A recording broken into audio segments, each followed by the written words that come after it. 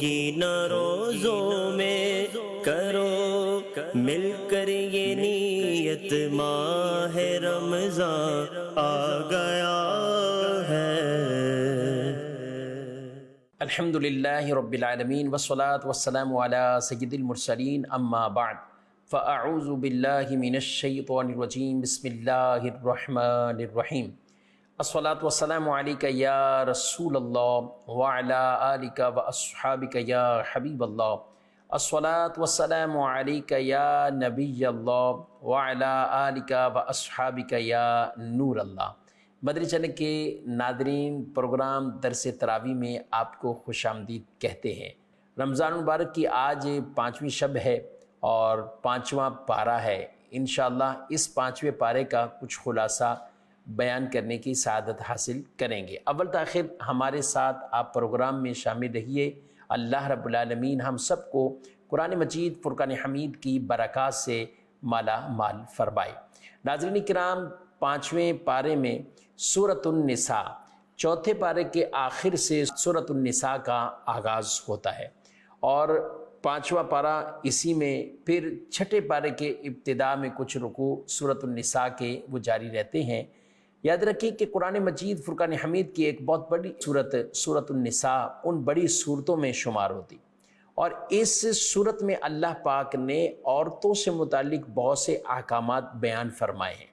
آج بات تو کی جاتی ہے کہ اسلام میں عورتوں کے کیا حقوق ہیں، اسلام نے عورتوں کو کیا دیا ہے، اسلام نے عورتوں کے حوالے سے کیا احکامات بیان کیے۔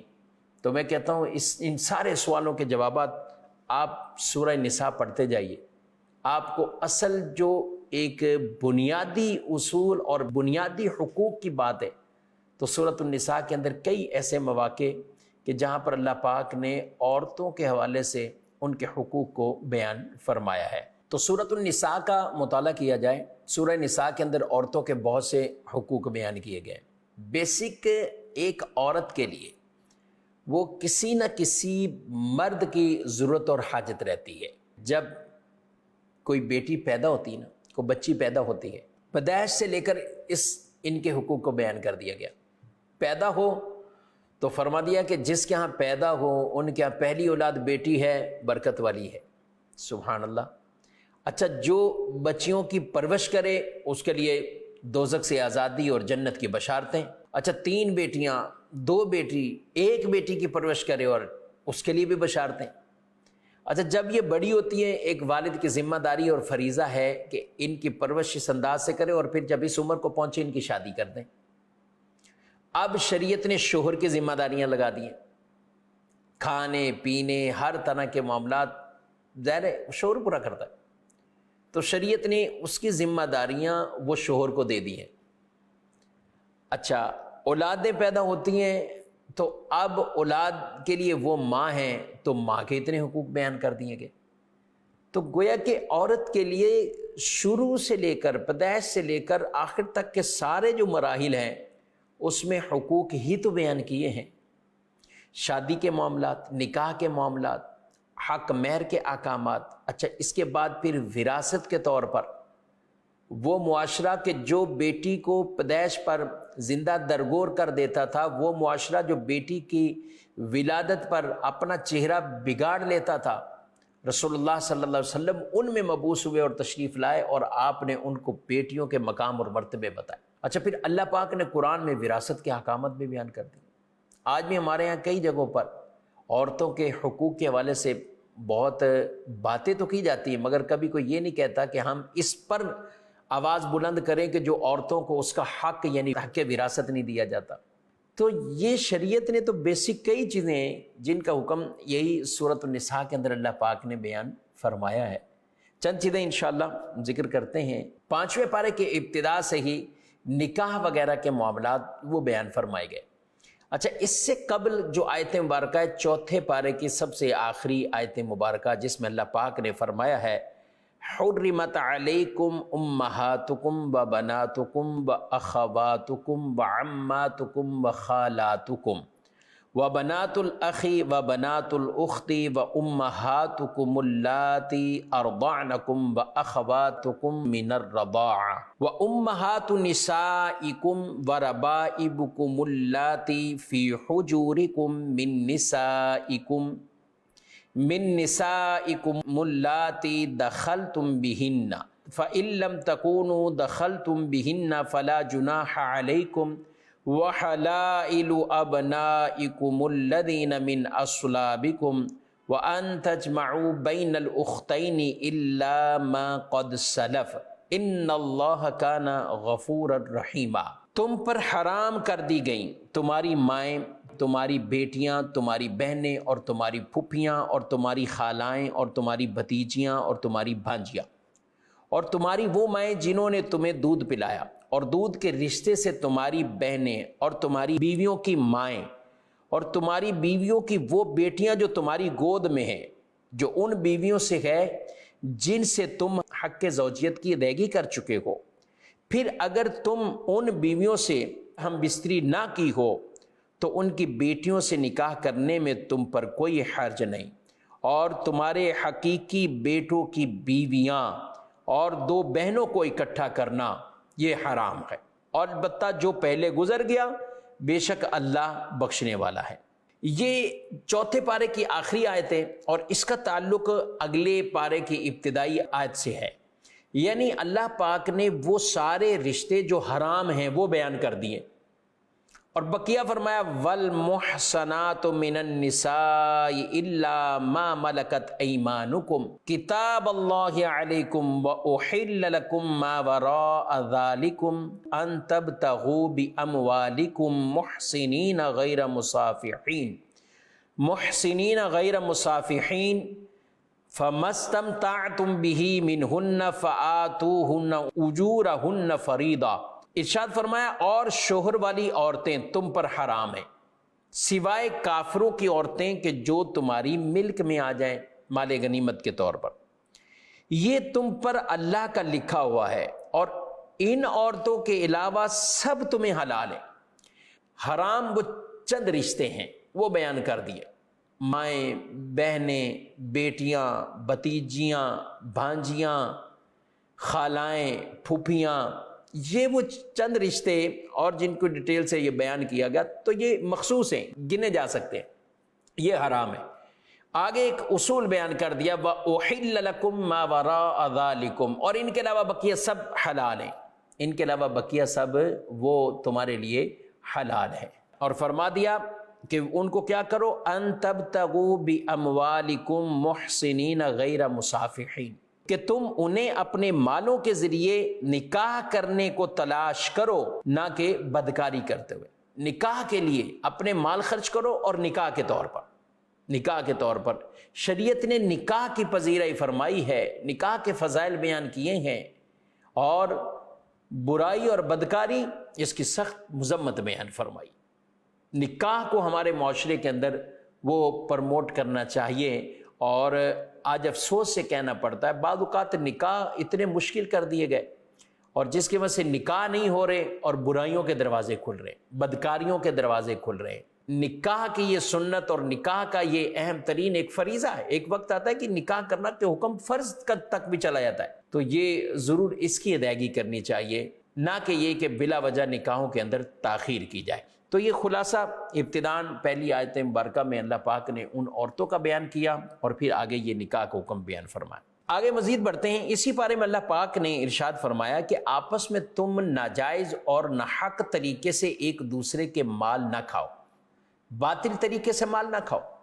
فرمایا یا ایھا الذین آمنوا لا تأکلوا اموالکم بینکم بالباطل الا ان تکون تجارۃ عن تراض منکم وَلَا تَقْتُلُوا أَنفُسَكُمْ إِنَّ اللَّهَ كَانَ بِكُمْ رَحِيمًا۔ اے ایمان والو، باطل طریقے سے آپس میں ایک دوسرے کے مال نہ کھاؤ، باطل طریقے سے آپس میں ایک دوسرے کے مال نہ کھاؤ، البتہ یہ ہو کہ تمہاری بامی رضامندی سے تجارت ہو، اور اپنی جانوں کو قتل نہ کرو، بے شک اللہ تم پر مہربان ہے۔ باطل طریقے سے مراد یہ ہے کہ وہ چیز کہ جس کو شریعت مطہرہ نے حرام کیا ہے، جیسے رشوت حرام ہے، سود حرام ہے، دھوکہ دے کر مال کسی کا ہتھیار لینا، دھوکہ دے کر مال لے لینا حرام، ناحق طریقے سے مال لے لینا حرام۔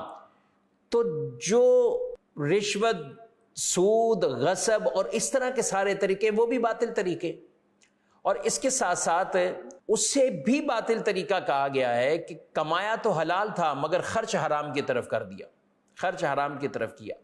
تو فرمایا آپس میں ایک دوسرے کا مال ناحق طریقے سے نہ کھاؤ۔ ہاں آپس میں باہمی تجارت ہے، وہ اس کے تجارتی اصول بیان فرما دیے گئے۔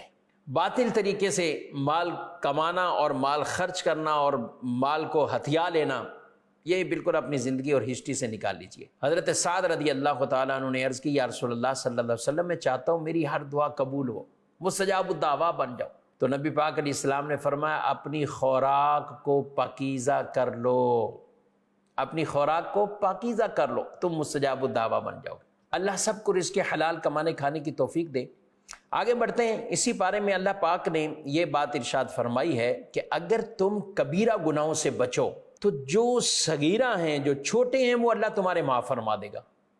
ان تجتنبوا کبائر ما تنہون عنہ نکفر عنکم سیئاتکم وندخلکم مدخلا کریما۔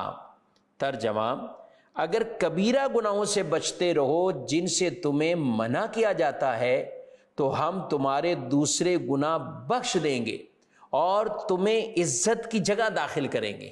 اب یہاں پر فرمایا اگر تم بڑے گناہوں سے، بڑے گناہ کسے کہ قرآن حدیث میں جس گناہ پر کوئی وعید بیان کی گئی، بعض روایات جن میں چند کو بیان کیا، پھر دیگر سب کو جمع کر کے علماء نے جب اس کو لکھا تو کوئی اس کی تعداد کسی نے 70 لکھی، کوئی اس سے کم، اور 40 کو تو بکثرت علماء نے اپنی کتابوں میں لکھا کہ یہ کبیرہ گناہ ہے۔ ان میں جیسے اللہ تعالیٰ کے ساتھ کسی کو شریک ٹھہرانا، ریاکاری، کینہ، حسد، تکبر، خود پسندی، تکبر کی وجہ سے مخلوق کو حقیر جاننا، دھوکہ دینا، لالچ، تنگ دستی کی وجہ سے فقراء کا مذاق اڑانا، نماز کو چھوڑ دینا، روزے کو چھوڑ بلا عذر شرعی چھوڑ دینا، زکوٰۃ کی ادائیگی نہ کرنا، یہ کیا ہے؟ یہ ایسے ہیں کہ جو کبیرہ گناہوں کو جن کو فرمایا۔ اور ایک لمبی فہرست ہے جس میں کبیرہ گناہوں کو بیان کیا۔ اللہ فرماتا ہے اگر تم بڑے گناہوں سے بچو گے، صغیرہ اللہ معاف فرما دے گا اور تمہیں عزت کی جگہ یعنی جنت کا تمہیں داخلہ عطا فرمائے گا۔ اور اس کے بعد اگلی آیت میں فرمایا وَلَا تَتَمَنَّوْا مَا فَضَّلَ اللَّهُ بِهِ بَعْضَكُمْ عَلَى بَعْضٍ، اس کی تمنا نہ کرو جو تم میں سے بعض کو بعض پر اللہ نے فضیلت عطا فرمائی۔ ناظرین کرام، یہ بڑی ایک پوائنٹ والی آیت مبارکہ ہے۔ اگر کوئی اپنے من میں، دل میں اس آیت کو بٹھا لے تو یقین کریں کئی طرح کے گناہوں سے وہ اپنے آپ کو بچا لے گا۔ اللہ فرماتا ہے اس کی تمنا نہ کرو جو تم میں سے بعض کو بعض پر اللہ نے فضیلت عطا فرمائی، اس کی تمنا نہ کرو۔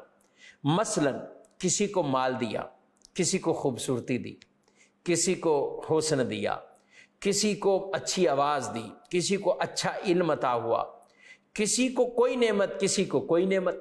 اب اگر کوئی شخص یہ چاہے کہ بھئی ایک مالدار آدمی ہے، وہ چاہتا ہے کہ میں مالدار ہوں لیکن خوبصورت نہیں ہوں، خوبصورتی بھی ہونی چاہیے، شہرت بھی ہونی چاہیے، علم بھی ہونا چاہیے، تو یہ فلاں، تو یہ اپنی جو مالداری والی نعمت ہے یہ اس کو بھی حقیر جانے گا کہ فلاں تو خوبصورت ہے، فلاں تو شہرت والا ہے، فلاں تو علم والا ہے، فلاں کی آواز اچھی ہے، فلاں کا انداز اچھا ہے، تو جو کچھ اللہ نے اس کو دیا یہ اسے حقیر جانے گا۔ رب نے فرمایا ایسا نہ کرو، ایسی تمنا ہی نہ کرو۔ کسی کے رشتے اچھے لگ گئے، بچوں کے رشتے اچھے لگ گئے، کاروبار اچھے ہو گئے، تو اب کیا دوسرے اس میں حسد کے اندر مبتلا ہو جاتے۔ فرمایا اس کی تمنا نہ کرو۔ کیا کرو؟ رشک کرو۔ رشک اچھی چیز ہے کہ اللہ کے خزانوں میں کوئی کمی نہیں۔ اللہ سے دعا مانگو، یا اللہ فلاں کو نعمت دی ہے مجھے بھی عطا فرما، یہ اللہ سے دعا مانگے آپ، مگر یہ تمنا نہ کریں کہ یا اللہ اس کی نعمت چھن جائے، اس کی نعمت ختم ہو جائے اور مجھے مل جائے۔ یہی تو حسد ہے، اسی گناہ سے تو بچنا۔ تو فرمایا وہ تمنا ہی نہ کرو کہ جو اللہ نے بعض کو بعض پر فضیلت عطا فرمائی ہے۔ اس کے بعد والی آیت مبارکہ میں اللہ پاک نے مردوں اور عورتوں کے حوالے سے کچھ حقوق بیان کیے اور فرمایا الرجال قوامون علی النساء بما فضل اللہ بعضهم علی بعض وبما انفقوا من اموالهم فالصالحات قانتات حافظات للغیب بما حفظ اللہ۔ فرمایا مرد عورتوں پر نگہبان ہے اس وجہ سے کہ اللہ نے ان میں ایک کو دوسرے پر فضیلت دی ہے، اور اس وجہ سے کہ مرد عورتوں پر اپنا مال خرچ کرتے ہیں، مرد عورتوں پر اپنا مال خرچ کرتے ہیں، تو نیک عورتیں شوہروں کی اطاعت کرنے والی اور ان کی عدم موجودگی میں اللہ کی حفاظت و توفیق سے حفاظت کرنے والی ہوتی ہے، اپنی عزت کی حفاظت، شوہر کے مال کی حفاظت، شوہر کی اطاعت کریں گی، جائز کاموں میں وہ اپنے شوہر کے ساتھ ہیں، شوہر کی اطاعت کریں گی۔ اللہ پاک نے مرد کو کہا ہے کہ مرد عورت سے افضل ہے، کیوں؟ اس کی کچھ وجوہات بیان فرما دی۔ ایک تو یہ ہے کہ مرد علم اور قدرت کے اعتبار سے اگر دیکھا جائے اور مجموعی اعتبار سے دیکھا جائے تو مرد فائق ہے، مشکل سے مشکل کام کرنا یہ مرد کے ہی ذمے لگتا ہے اور وہ کام یہ کرتا ہے۔ اچھا پھر آج تک ہم دیکھ لیں بڑے بڑے کام جو سر انجام دینے تو اس کے پیچھے کیا ہے؟ مرد ہے، بڑی بڑی ذمہ داریاں ملنا اور یہ پیچھے کیا ہے؟ وہ مرد ہے۔ یہ ہم مجموعی طور پر گفتگو کر رہے ہیں، علم اور قدرت کے اعتبار سے مرد فائق ہوتا ہے، اگرچہ بعض خواتین بھی، یعنی اس طرح بات کریں تو حضرات صحابہ کرام علیہ رضوان میں سے کئی ایسی صحابیات تھیں نبی پاک علیہ السلام کی ازواج میں سے بھی کہ جو علم کے اعتبار سے بھی فائق ہیں اور بہت اللہ نے انہیں علم عطا فرمایا، لیکن جب مجموعی طور پر بات چیت ہو رہی ہے تو وہ وجہ بیان فرمائی گئی۔ ایک یہ بھی بیان فرمائی کہ وہ مال، یہ تو قرآن نے بیان کیا کہ وہ اپنا مال خرچ کرتے، یہ مال کمانا خرچ کرنا یہ اللہ نے ان کے ذمے لگایا ہے۔ عورتوں کو کیا کہا؟ ان کی اطاعت کریں اور حفاظت کریں، ان کی غیر موجودگی میں بھی اپنی عزت پاک دامنی میں اور ان کے مال میں یہ حفاظت کریں۔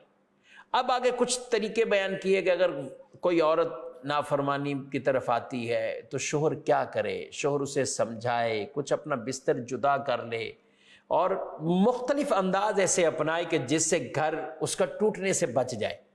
اچھا پھر بھی اگر ایسا ہے کہ کوئی سمجھنے کے لیے تیار نہیں ہے تو کیا کرے؟ تو کہا کہ کچھ لوگ عورت کی طرف سے اور کچھ شوہر کی طرف سے، وَإِنْ خِفْتُمْ شِقَاقَ بَيْنِهِمَا فَابْعَثُوا حَكَمًا مِّنْ أَهْلِهِ وَحَكَمًا مِّنْ أَهْلِهَا إِنْ يُرِيدَا إِصْلَاحًا يُوَفِّقِ اللَّهُ بَيْنَهُمَا إِنَّ اللَّهَ كَانَ عَلِيمًا خَبِيرًا۔ اور اگر تم کو میاں بیوی کے جھگڑے کا خوف ہو تو ایک منصف مرد کے گھر والوں سے بھیجو اور ایک منصف عورت کے گھر والوں کی طرف سے بھیجو، یہ دونوں اگر صلح کرانا چاہیں گے تو اللہ ان کے درمیان اتفاق پیدا فرما دے گا، بے شک اللہ خوب جاننے والا خبردار ہے۔ ناظرین اکرام، یہ ایک بہترین انداز اور طریقہ بیان کر دیا گیا کہ کچھ ادھر کی طرف سے کچھ ادھر کی طرف سے یہ بیٹھے، ان کی نیت یہ ہو کہ ہم نے صلح کروانی ہے تو اللہ صلح بھی پیدا فرما دے گا۔ آج کل افسوس سے کہنا پڑتا ہے کہ آپس میں جب بیٹھنے والے ہی ان کے ارادے یہی ہوتے ہیں لڑائی کروانی ہے، ان کے ارادے یہی ہوتے ہیں کہ کسی طرح صلح نہ ہو، تو پھر کہاں سے صلح پیدا ہوئی؟ صلح کروانے والے بڑی فضیلتوں والے ہیں، اس لیے صلح کروانی چاہیے اور صلح کرنے کی طرف قدم بھی بڑھانا چاہیے، قدم بڑھانا چاہیے۔ اللہ تعالیٰ نے میاں بیوی کے رشتے کو جو بنایا ہے، یہ حکم جو دیا ہے، تو یہ کوئی لڑائی جھگڑا کرنے کے لیے نہیں کہ وہ ادھر اتنے سال تک وہ ادھر رخ پھیر کر بیٹھ جائے اور یہ ادھر۔ میاں بیوی کے اندر اتفاق ہو، آپس میں لڑائی ہو جاتی ہے، کئی رنجشیں ہو جاتی ہیں، گھر والوں کو دیگر کو چاہیے کہ وہ صلح کروائیں۔ مزید آگے بڑھتے ہیں، اللہ پاک نے اس بارے میں مزید کیا ارشاد فرمایا ہے۔ اسی بارے میں تیمم کے حوالے سے آیت مبارکہ وہ بھی نازل ہوئی ہے، اسے بھی اللہ پاک نے بیان فرمایا اور اس کی خاص شرائط کہ کب وہ تیمم کیا جا سکتا ہے اور کب تیمم نہیں کیا جا سکتا، اس کے تفصیل سے احکامات کتب فقہ کے اندر موجود ہیں۔ ایک آیت مبارکہ میں اللہ پاک نے فرمایا ان اللہ لا یغفر ان یشرک بہ ویغفر ما دون ذلک لمن یشاء، اللہ یہ معاف نہیں کرے گا کہ اس کے ساتھ شرک ٹھہرایا جائے، ویغفر ما دون ذلک لمن یشاء، اور اس کے علاوہ جو کچھ ہے وہ اللہ معاف فرما دے گا، وہ اللہ معاف فرما دے گا۔ شرک معاف نہیں کرے گا، شرک کے علاوہ جو کچھ ہے وہ معاف کر دے گا۔ ناظرین کرام، شرک یعنی اللہ کی ذات اور صفات میں اللہ جیسا کسی اور کو ماننا، یہ شرک ہے۔ شرک اللہ معاف نہیں کرے گا۔ ہاں، دنیا میں اگر کوئی کفر اور شرک سے بھی توبہ کر لے، رب تعالیٰ معاف فرما دے گا۔ اگر خاتمہ کفر اور شرک پر ہو گیا، پھر اللہ معاف نہیں فرمائے گا، پھر اللہ معاف نہیں کرے گا۔ اس لیے یہ گناہ ہے تو دنیا میں ہی توبہ کر لے۔ اچھا، یہ سمجھنا بھی بڑا اہم اور ضروری ہے کہ شرک اللہ کی ذات و صفات میں اللہ جیسا کسی اور کو ماننا۔ آج کل لوگ اس کی پوری تعریف سمجھے بغیر ہی گویا کہ کہیں کہ شرک کہہ دیتے ہیں کہ یہ شرک ہو گیا۔ کسی نے کسی نبی سے توسل، نبی سے مدد، اولیاء سے مدد، توسل یہ اختیار کیا، کہا شرک ہو گیا۔ کیوں؟ کہا کہ اللہ سے مانگنا ہوتا ہے، انہوں نے تو وہاں مانگ لیا۔ میں نے کہا یہ شرک نہیں ہے۔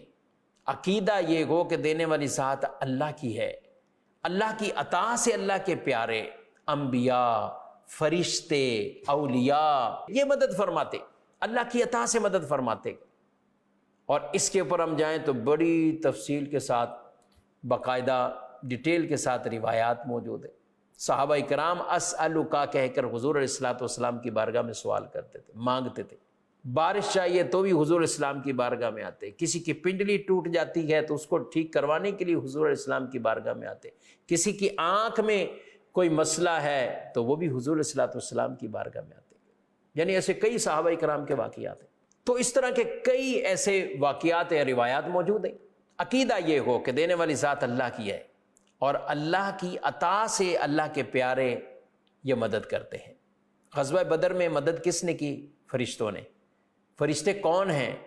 اللہ کی نوری مخلوق ہے، اللہ کی دی ہوئی ان کے پاس طاقت ہے، لیکن یاد رکھیں کہ وہ اللہ کی مخلوق ہیں، اللہ نے ان کو پیدا کیا ہے، اللہ نے انہیں یہ مدد کرنے کی طاقت بھی عطا فرمائی۔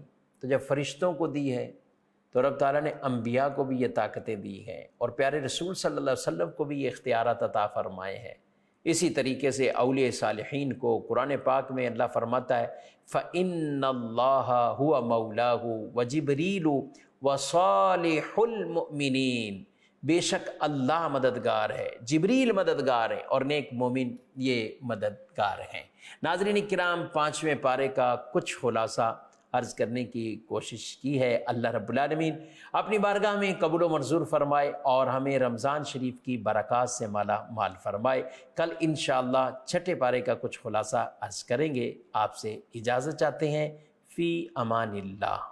تراویح اور نمازوں میں کمی ہوگی نہ روزوں میں، کرو مل کر یہ نیت، ماہ رمضان آ گیا ہے۔ زیرو زبر زیرو زبر زیرو زبر زیرو زبر۔ جی ہاں، کڈز مدنی چینل کا ہے پیغام، علم دین کو کرنا ہے عام۔ الحمدللہ، ہر سال کی طرح اس سال بھی آپ کو تھا جس کا انتظار، آ گیا پھر ایک بار آپ کا، ہمارا، ہم سب کا پسندیدہ گرینڈ کوئز پروگرام زیرو زبر سیزن 8 رمضان اسپیشل۔ کہتے ہیں سوال آدھا علم ہے، ایک سے بڑھ کر ایک راؤنڈ، 30، 50، 70 سوالوں کی دنیا، 5 قدم پر 150۔ اندازہ لگائیں، سوال کے پیچھے سوال، جیت کا ڈبہ، ایک کے بعد ایک راؤنڈ میں بڑھتے چلے جائیں اور زیرو زبر ہوتے چلے جائیں۔ ٹیمز کے درمیان زبردست مقابلہ، ذہانت کا، پھرتی کا اور یادداشت کا، کبھی کوئی آگے کبھی کوئی پیچھے۔ تو دیکھنا نہ بھولیے رمضان شریف میں کڈز مدنی چینل کا گرینڈ کوئز پروگرام زیرو زبر سیزن 8۔ زیرو زبر زیرو زبر۔ دیکھیے بچوں کا زبردست اسلامی کوئز پروگرام زیرو زبر سیزن 8 رمضان شریف اسپیشل، سیٹرڈے سے تھرسڈے، مدینہ منورہ میں دوپہر 1:15 بجے اور پاکستان میں دوپہر 3:15